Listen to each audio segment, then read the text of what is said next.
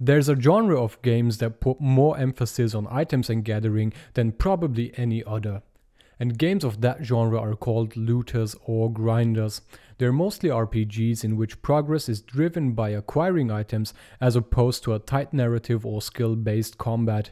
The player doesn't need to get better, his character just needs to get stronger. And it is quite typical that items make up all of that strength, instead of only enhancing abilities your character would have had beforehand. I'm sure some of you have played at least one of the notable titles that include Diablo, Borderlands, Warframe, Kingdoms of Amalur, and Path of Exile. But that sort of game design comes with its own problems, of course. Usually items are implemented as means to an end in games. You get an item because it does something for you. As mentioned, it might provide access to new areas or serve as an expression of achievement. But in loot-based games, there is no end.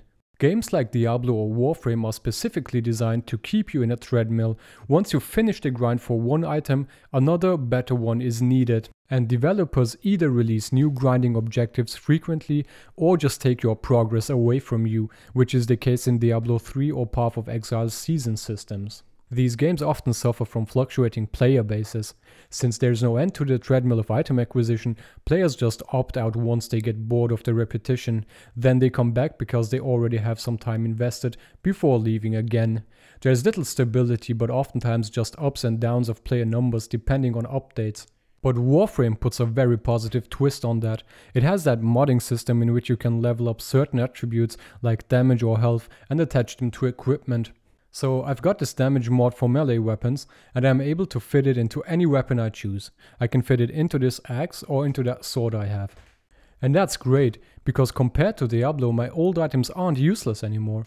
Every bit of progress on my mods is needed and stays with me, because every mod is useful at some point. That's the opposite of Diablo, where I have to throw my old loot away once I get slightly better one.